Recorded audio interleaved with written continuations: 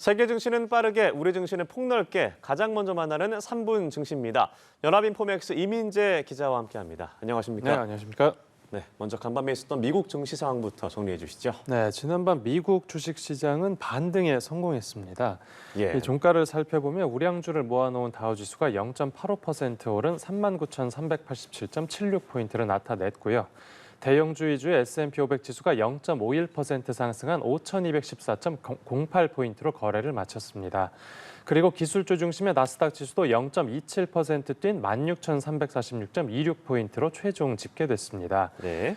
이런 강세 분위기엔 간밤에 나온 미국 경제 지표 영향이 컸는데요. 이 실업수당 청구 건수가 나왔는데 8개월 만에 최고 수준으로 늘면서 이제 미국 노동시장 열기가 한풀 꺾였다라는 분석이 나왔습니다. 자, 앞서 최근에 발표된 미국 4월 비농업 부문 고용 지표도 조금 둔화한 것으로 확인됐었던 만큼 이제 금융시장에서는 금리 인하 기대감을 다시 키우는 분위기가 나타났습니다. 네, 지수는 전반적으로 반등에 성공을 했고 종목별로는 어떤 특징이 있었나요? 네, 종목별로는 금융, 그리고 유통, 인프라 관련 주가가 상승세를 연출했습니다. 네. 먼저 금융주를 살펴보면 이제 뱅크 오브 아메리카, 그리고 골드만삭스, 시티, JP 모건 체이스가 1% 안팎 올랐고요. 특히 모건 스탠리가 2%대의 높은 상승률을 보였습니다.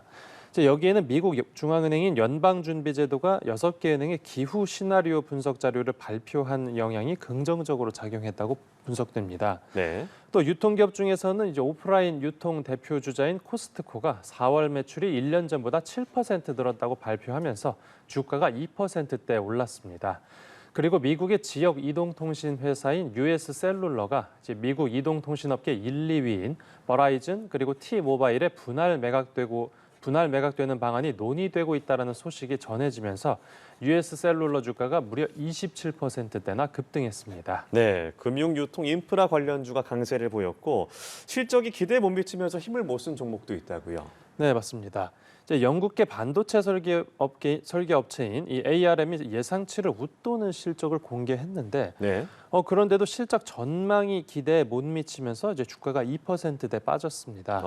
그런데 중요한 건 이제 ARM 실적 발표가 나오고 나서 이제 시장 투자자들이 그동안의 인공지능 특수에 대해서 좀 이제 의문을 제기하는 모습이 나타났습니다. 네. 그러면서 이제 엔비디아 주가가 2% 가까이 내렸고 여기에 연동해서 AMD 주가도 소폭 하락했습니다.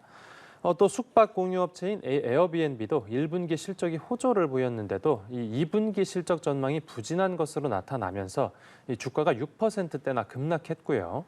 또 게임 플랫폼 회사인 로블록스가 분기 실적 자체가 이미 월가 예상치를 크게 밑돌았고 여기에 더해서 올해 연간 매출 전망까지 하향 조정되면서 주가가 무려 22%대 폭락했습니다. 네, 미국 증시 상황 알아봤고요. 국내 증시도 살펴보죠.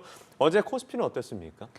네, 어제 코스피 시장은 이제 연속 상승세를 멈추고 약세로 돌아섰습니다. 예. 이제 종가는 1.20% 내린 2,712.14포인트로 최종 마감했습니다. 시가총액 상위 23개 종목 중에서 2개만 보합세를 보였고 나머지는 전부 하락했습니다. 특히 대장주인 삼성전자 주가는 2% 가까이 하락해서 다시 7만 원대로 내려갔습니다. 어제 약세장에는 외국인 매도 영향이 주요했는데 예. 이제 외국인이 7거래일 동안 계속해오던 매수세를 멈추고 또 어제만 3,500억 원 넘게 팔았고요. 또 기관도 700억 원 가까이 순매도에 가세해서 가격을 눌렀습니다. 외국인이 돌연 매도세로 돌아선 이유가 무엇이었을까요?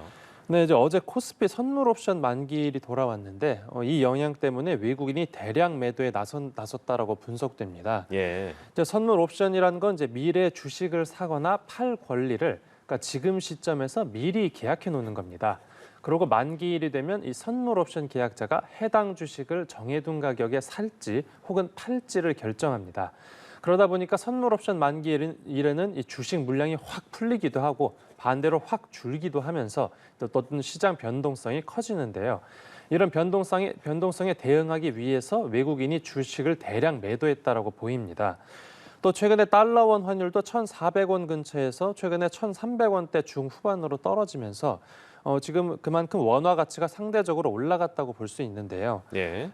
그 전에 이제 외국인이 원화가 좀 쌌을 때 이제 원화를 사둔 다음에 그걸로 국내 주식을 샀다가 이제는 원화가 비싸지니까 환차익을 실현하기 위해서 이 해당 주식을 팔고 원화를 다시 달러로 환전했다라고 추정됩니다. 네, 선물 옵션 변수와 환율 변수가 있었군요. 자, 끝으로 오늘 코스피 전망도 짚어주시죠. 네, 오늘 국내 주식시장은 이제 새벽 미국 증시 분위기를 이어받아서 가격이 대체로 상방 압력을 받을 것으로 보입니다. 예. 특히 어제 코스피 약세가 추세적이기보다는 어떤 일시적인 이벤트에서 비롯된 만큼 곧바로 반등할 수 있다고도 보입니다.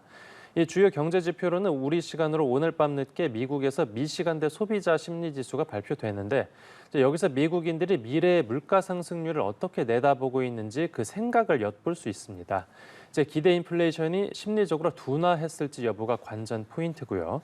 또 국내 장중에는 3월 일본 경상 수지와 4월 중국 무역 수지가 발표됩니다. 네, 오늘 말씀 여기까지 들어보죠. 3분 증시 연합인포맥스 이민재 기자와 함께했습니다. 고맙습니다. 감사합니다.